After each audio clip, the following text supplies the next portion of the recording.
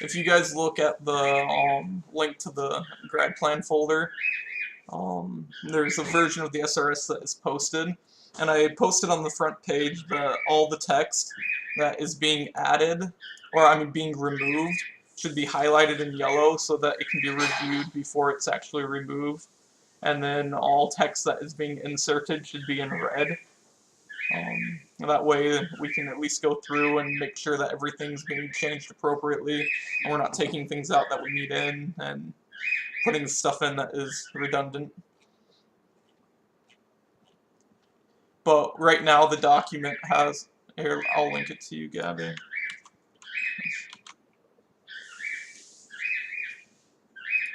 It's right here. Yeah, so right now the document, it's called Grad Planner SRS. There's little brackets that kind of gives an kind of like information section of what needs to go in it. Also on page 100 and let me find it, 169 is where it starts, but in the textbook there's also, it goes through each individual section and it gives you kind of the information on what you need to add in it. Actually on 176 is where it kind of gives you the starts going through each one, and like in the reference section what kind of references you need to add and stuff like that. And so it's a really good resource as well. If you read the document and you see something that doesn't make sense, refer to the textbook, email your group leader, email me, and we'll get it straightened out what we need to add in that specific section. Does anyone have any questions about the document that is set up currently?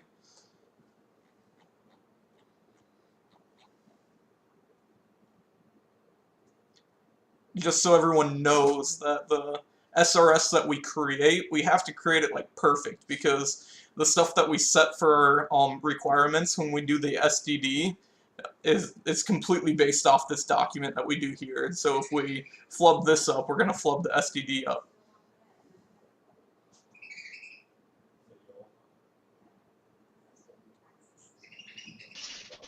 One question from me, Kyler, is should we be working on these sections as we're gathering some requirements, or is the plan to kind of gather as much as we can and then start writing that into the SRS? I think that we can start on these sections now, because really the version 0 of the SRS, it's kind of like a fleshed out version. We have as much information as we can, and then that's when Brother Christensen will take it. He's not grading it, he's going to critique the heck out of it, and really that's our only critique on it before we turn in the next one 2 weeks later for our final. So we get one shot at him critiquing what we have, and so we want to have as much stuff as possible. So the sooner we start implementing stuff, the more requirements we get. If we need to change something, go back and fix it, we can. But I think that the sooner we start on this, the better. Okay, that makes sense. So we'll kind of do them in tandem. Yeah. And just fill in as we get going. Right, because once we have all the requirements, that's when they will be getting specific, and that's like the 2 weeks after version 0 has been submitted. So, yeah. Okay, that makes sense.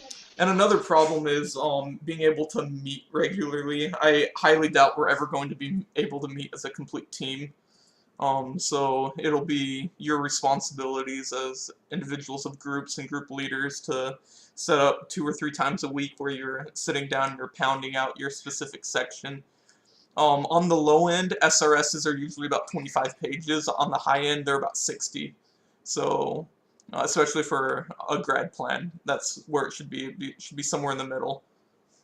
So, just be aware that this is a very extensive document, and we need to start working on it, or we're going to fail pretty hard. Yeah, I had a friend who took this class last semester, or spring semester, and he said that theirs were 77 pages long.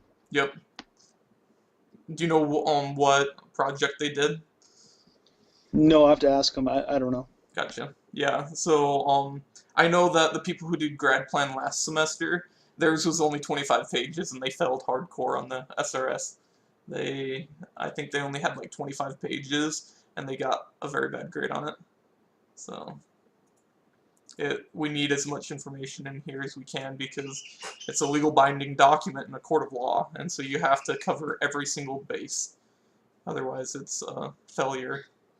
It can be taken, your company could be sued, whatever. and so it has to cover every single basis. Should we sit down sometime and make a list of edge cases and then try to solve those edge cases after the initial document's been built before we submit it? That would be a great idea. I would be definitely down with that. So I'm gonna write that down in my document. Yeah, that's what we do at my work. I don't know. I'm a software developer at a company in Idaho Falls, and that's what we do. After our design documents are built, we always do edge case meeting, and we talk over all the possible issues. And try to, obviously, you're gonna miss a few, but we try to get as much of them as possibly can. Yeah, that's a great idea.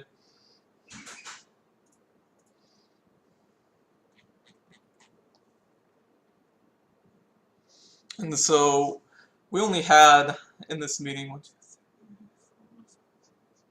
like 8 people, and so there's 18 people still in the class, and so we'll have to, I will be posting a link to this video so that people can rewatch it or whatever, but that's pretty much where we're at right now. Does anyone have any questions on what they're supposed to be doing?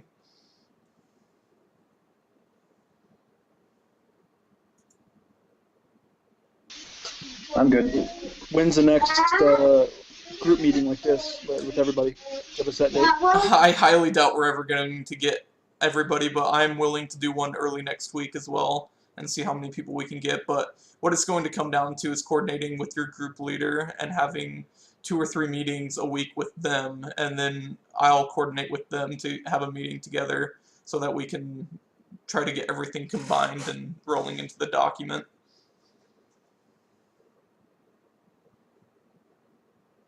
Because if we try to micromanage everything in a giant group meeting, we're never going to get anything done. We need to take specific small sections and start pounding away at them.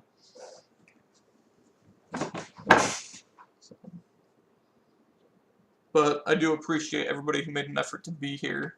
We need to get rolling.